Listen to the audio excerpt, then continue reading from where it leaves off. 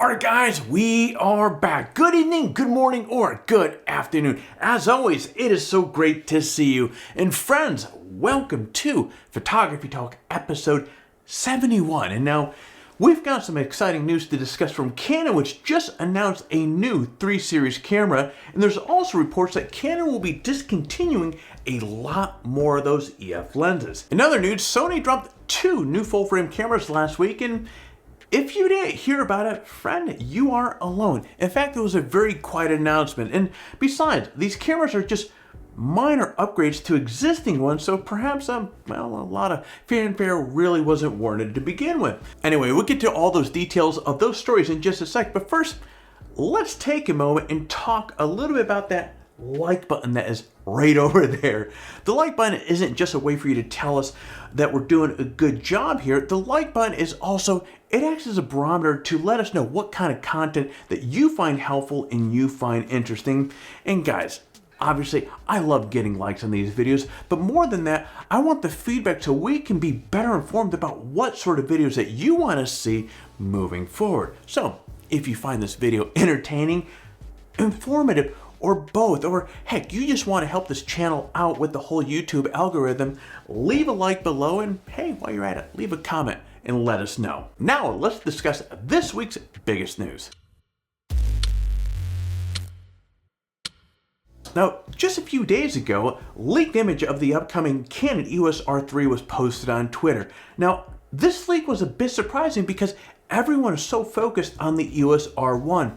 Guys, I for one really didn't expect the R3 to be popping up. So imagine my surprise when I woke up and saw news that the R3 had been officially announced. So here's what we know so far. It's a professionally grade camera that is aimed squarely at sports photographers and also photojournalists. It offers a new stacked back illuminated sensor, 30 frames per second continuous shooting, and a brand new dual pixel CMOS autofocus that, guys, you can control with your eye. This feature is called Eye Control Function, and Canon describes it as enabling you to be able to select and move the autofocus points with the look of your eye using the EOS R3 viewfinder. Not only is this a very cool feature, but it was also a nod back to the original EOS 3, which was a 35mm camera that came out, 23 years ago, back in 1998. Now that camera had an autofocus system that you could control with your eye as well, and well, I think it's safe to say that the EOS R3's eye control system is going to be a little bit more capable than that camera system was back in the day.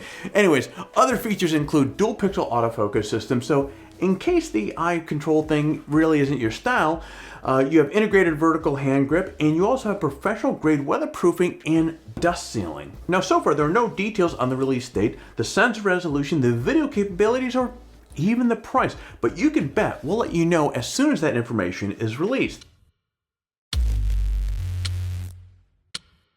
Last week, Sony updated the A7R3 and the A7R4 cameras. Now, raise your hand if you heard about this.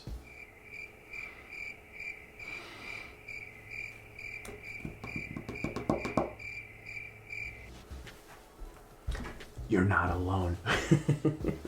Virtually nobody knew much about this. The new versions of these cameras, which is called the A7R3A and the A7R4A, offer only minor updates over their predecessors, including better battery performance and USB port performance, as well as better LCD screens. Now, in both cases, the LCD resolution jumps from 1.44 million dots to 2.36 million dots resolution. Other than that, the cameras are virtually identical to their predecessors. So why the changes? Speculation is that Sony is having trouble sourcing the particular parts and is having to replace them with different components. So whatever the case, these cameras were launched without the usual marketing blitz. So far, they aren't listed on sites like Adorama, or even Sony doesn't even have the prices on the product pages of their own websites yet. It's a little weird.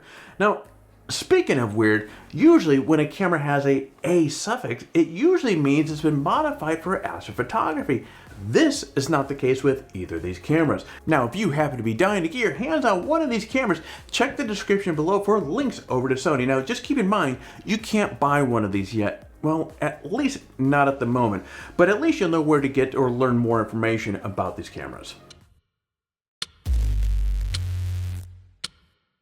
Now, we've already talked a couple times about Canon discontinuing some of those EF lenses, but now there's even more rumors that point to more lenses on the chopping block itself. In fact, there are 24 EF lenses that are rumored to be on their last leg, and friend, that is a lot of lenses that are going away. And let's be clear, it's not like these are all specialty lenses either. There are some really excellent and popular lenses among that list. For example, the 14mm 2.8L, the 2470 f4L, and the 35mm f2 are on that list. Now, also potentially be discontinued is the 70-200 2.8L and the 85mm 1.2L, and there's also a variety of telephoto lenses that go from 135mm all the way up to 800mm. Now, as we've discussed many times before, Canon is clearly paving the way to throw more resources at developing the EOS R line of cameras and the RF lens lineup. I think we all expected Canon to slowly discontinue its EF lenses, but it seems they might have accelerated their timeline for ditching some of these classic EF lenses. It's a little sad, really, to think these EF lenses are going to be going away, but I'm also extremely excited to see what Canon has on its horizon or up its sleeve for the future of the RF lens lineup. All right, friends, that is it. Let's close off by reviewing our current giveaway, which ends today. These are the 3 prizes that you're all vying to win. The Remarkable 2 tablet, a set of HY filters with case, the $100 Adorama gift card. Now, as always, entering the giveaway is really simple. Step 1, like this video and subscribe to our channel. Step 2, leave a comment below. In fact, the more of our videos that you watch and leave a comment on, the more chances that you have to win. So get watching some of our other videos and leave some comments. Step 3, register on PhotographyTalk and introduce yourself in the forum. Now, if you introduce yourself during one of the last giveaways, friend, you are still eligible to win, but as I keep saying over and over at this point in the video, come on by, swing on by, let us know how you're doing. We would love to see you. And that is it. Now, for complete details on the giveaway, including how to register on the site and how to say hello in the forum, check out the description below. Good luck. All right, guys, there you go. Photography Talk episode 71 is in the bag. Now, if you don't mind, it's time to do all that YouTube stuff that, of course, does help the channel a lot. So please consider hitting the like button down below, hit the subscribe button, and while you're at it, smash that bell so therefore you're notified each time that we come out with a new video.